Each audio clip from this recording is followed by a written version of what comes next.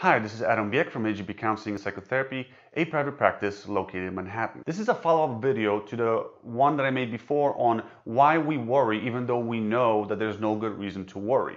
In this video, I'm going to walk you step by step through an exercise that you can do to help you convince your unconscious self or the gut that there really is no reason to worry. By doing this, you'll stop this automatic worrying behavior. As I mentioned in the previous video, the gut scale, or the unconscious scale if you prefer that, is tipped in the wrong direction. It's tipped in the direction of I must worry.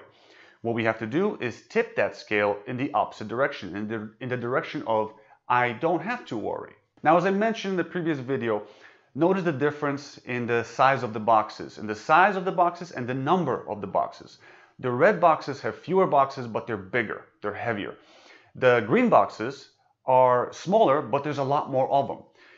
This reflects the nature of what it's like to come up with counter arguments to our reasons for worry. Each new counter argument won't feel as heavy. It won't be so convincing, but we're going to take this into account and we're going to generate a crap ton of different counter arguments. So let me run you guys through an example of what this looks like. Now, you're going to need a pen and paper, or you can use your word processor to help you with this exercise. I'm going to be using a word processor. Let's say that for whatever reason, I'm constantly worried about getting fired. This is one of those worries that just keeps sticking in my mind, and I understand that this is not something that I should be worried about, but I just keep on stressing about it. Now, your worry is probably different. So as I go through this exercise and I show you exactly how I do this step by step, I want you to really think about applying this to your own worry. So in the first step, all you want to do is write down what is worrying you. Pick one general category. If you have more than one thing that's causing you worry, then you might have to repeat this exercise separately for your separate worries. So let's say that your worry is that you're worried about getting fired. So this is me having written it down. There it is. All right, step two. In step two, we're going to be exploring the reasons that are responsible for your worry. In other words, how do you justify worrying for it? What are the real, why does it matter? Why does it matter that you're going to get fired? Or why does it matter that whatever you're worried about should be something that you should be worried about? So we might ask ourselves a question, why am I worried about getting fired? Or what is causing my worry about getting fired? For your example, you might just say, for what's worrying you, you might say, why am I worried about X? Or what is causing my worry about X? So I asked myself these two questions, and this question gave me an answer. This question caused my mind to pop up with an answer. So my mind popped up an answer. I asked myself, why am I worried about getting fired? And my mind kicked up an answer where it said, well, I struggled so hard to get this job, and if they suddenly decide to fire me, I will be screwed financially. It took me so long to get this job that I can't imagine getting a new one would be fast enough to allow me to pay my rent on time and other bills. I could lose my home. Okay, that's the first reason for my worry. Well, let's keep going. Why else? Why else am I worried about getting fired? Or why else, or I don't know how to say this, or what is also causing my worry about getting fired? All right, this time when I ask myself, what is causing my worry about getting fired? That caused a response. That kicked up an answer in my mind. And the answer was, well, I have been late with those papers that I was supposed to submit, and my boss has recently pointed that out. Okay, why else?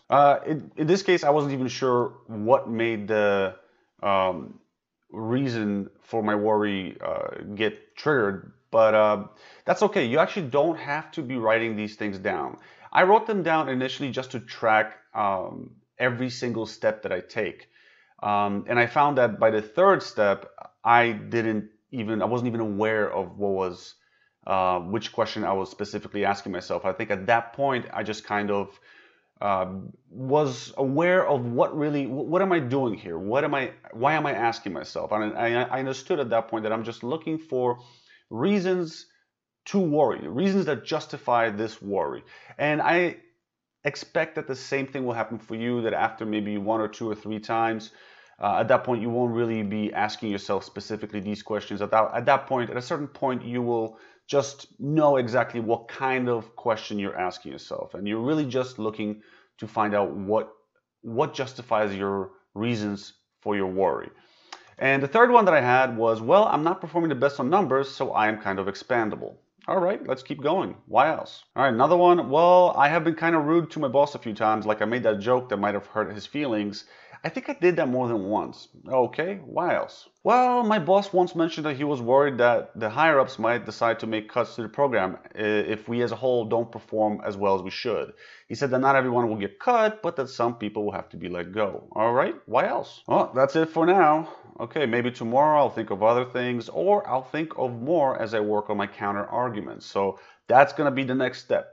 The fourth step is to begin attacking each reason for your worry with as many counter arguments as you can. All right, so we're back to the first reason that I found. We're back to this one, right? Well, I struggled so hard to get this job, and if they suddenly decide to fire me, blah, blah, blah, blah, blah, blah. And I came up with one counter argument, my first counter argument. And my counter argument is, okay, well, if I get fired, I can ask to live with my aunt. So, okay, so maybe I should have probably read the whole thing. In this concern, I was worried that if I get fired, then I eventually won't be able to pay my bills and I'll lose my home. So to address my concern about not being able to have a place to live, I said that, well, I can ask to live with my aunt. Maybe my sister could put me up. That would take care of the rent issue. That would mean that I don't have as many bills. Now, something interesting that you can do is you can rank the power of each counter argument. So as I mentioned before, your counter arguments are not going to be that powerful. So the soothing, I ranked it as soothing 2, but I could rank number 1, the reason for my worry, as terrifying. Probably, well, it's pretty terrifying. I'd say 9 or 10. So out of 10, right? We're rating out of 10. So let's just give it a 9, right? So most of these are going to have pretty high terrifying ranking. Let's look at the second one. Second one as well. I have been late with those papers that I was supposed to submit, and my boss has recently pointed that out. How scary is that? Oh, terrifying. Give it, I don't know, maybe a 6. I'm not performing best on numbers, so I'm kind of expendable. Oh, terrifying. Oh, maybe that one is a 10. Generally, you're going to see that these things, how terrifying the reasons are going to be much higher than most of your counter arguments. So you can see here, I put the strength of my counter argument, or how soothing it was, as a 2. Now, you don't have to do this, but it's very interesting to see that whole concept of those boxes that I showed you before, how the boxes for the counter arguments are smaller, but there's a lot more of them. So that's why we have to have a lot more counter arguments than we have reasons for worry. All right, so here's another counter argument. Another counter argument is, okay, well, if I get fired, as much as I hate that, or I hate it, I could just get any job that will take me. At least that will help me pay the rent. So even if I still can't make the rent on time, at least it will help me stretch out the time before I get evicted. And this extra time will allow me to actually find the kind of job that I want.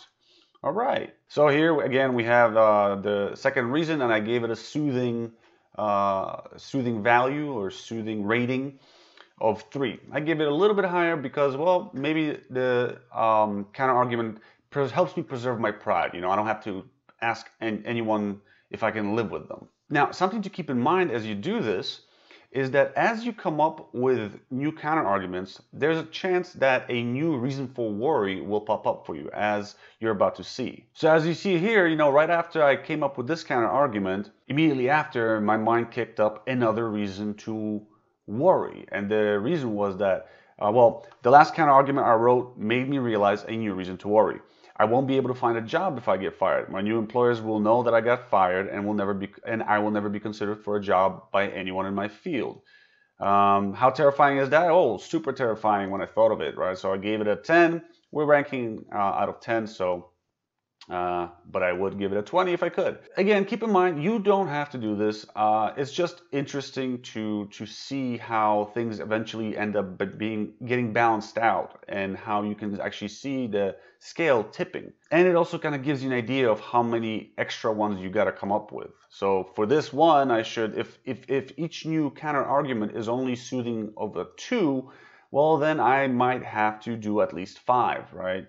2 times 5 is 10, and then it will balance out. But we're not just trying to balance it out. We're trying to tip it towards the counter argument scale. So you would need more than 5. But as soon as I had this worry come up for me, I came up with a new counter argument. So I wrote it down immediately. I decided to Google how do people deal with getting fired. and it made me a little bit, calmer. So I gave it let's give it a soothing value of, I don't know, let's just say maybe a 3. Sure. So again, you see that I would have to do more than 3 counter arguments to eliminate the anxiety-provoking effect of this new counter argument. Now, what we're gonna do, okay, so first thing, for you might not necessarily come up with a new counter argument immediately. All you wanna do in the case that a new reason to worry pops up for you is just toss it back into this list. Just toss it in. Okay, so here you see I tossed it into the list. Now it's the second point. I figured, it makes sense to follow up from this, so it'll be easier for me to read. So here it is, the counter argument, the new reason for worry that was triggered by this counter argument is now in the list. And right after it is the counter argument that I came up with immediately. Oh, it looks like I changed the soothing value to 4, whatever. So now all we're going to do is we're going to continue generating counter arguments for every single one. So let's just show that real quick. Here's another counter argument for the second reason to worry. Here, people get fired all the time, yet I never hear about how it's like a societal problem where people who have been fired and are forever jobless and never make anything of themselves. Another one, Walt Disney got fired and look how successful he became. Another one, Steve Jobs got fired and he managed to be wildly successful. And 2 more, Oprah Winfrey was fired. All of these successful people got fired, but they still made it. This means that there is a way. All right, so I didn't give them soothing values, but I could have. Again, it's not necessary, but hopefully these counter arguments will outweigh this. If I gave it a soothing value, it might give me a better idea of how I'm doing. And also, you might need to add more than just 6 reasons. But let's just keep going. So I already have all my counter arguments finished. So let's just go through them real quick. All right. So the third one, third reason for worry is, well, I have been late with those papers that I was supposed to submit. And my boss recently pointed that out. I got 5 counter arguments right here. All right. So I'm not gonna read all of the rest of the ones. It's just going to take up too much time. If you want, you can just pause the video and read through them just to see what I did. So here's some counter arguments for the 4th reason for worry. Here's some counter arguments for the 5th one. You can kind of see I started getting lazier as I went. There's a lot more counter arguments, the ones up top, than there was on the bottom. Don't do what I did. Keep working hard. Come up with a lot of counter arguments, more than what you see here. Keep in mind that I'm just using this as an example to give you an idea of what this process looks like. And here's the last one. Here are all the counter arguments. There's 3 of them. Okay. All right. So the next thing you're going to do is you're going to just take all of this and just cut out the junk, just so it's easier for you to follow and read and study, essentially. So we're just going to copy and paste this and just cut out this stuff because we don't really need it. It's going to be more legible. So here it is. Here's the truncated list. So here's the reasons to worry. Oh, my numbering got screwed up. That's okay. Whatever, doesn't matter. You get the idea. So here's the reason to worry, and here's the counter arguments. You see them all nicely pulled. Now your list will probably be longer, just because I didn't really finish this. I just did it to give you an idea of what the process looks like. Now all I want you to do here is just read through all of your counter arguments at least twice. Read through all this at least twice and see how you feel. See whether your anxiety calmed down a little bit. If it didn't calm down, then you definitely got to add more counter arguments. If it calmed down a little bit, but not enough, you still feel like you could calm it a little more, work on coming up with even more arguments. Add more. Keep in mind that the example that I gave you only shows a little over 20 counter arguments, and I only provided you with one example of how a new reason to worry pops up for me as I'm working on my counter arguments. You might need more counter arguments, and you might have more situations where a new reason to worry pops up for you. That's good, because every time you become aware of a reason to worry, you are actually bringing your unconscious stuff, the gut level beliefs to the surface so that you can actually look at them and challenge them. I hope you guys found this video interesting. I hope it's helpful. Please subscribe, hit the like button, and I'll see you in the next video.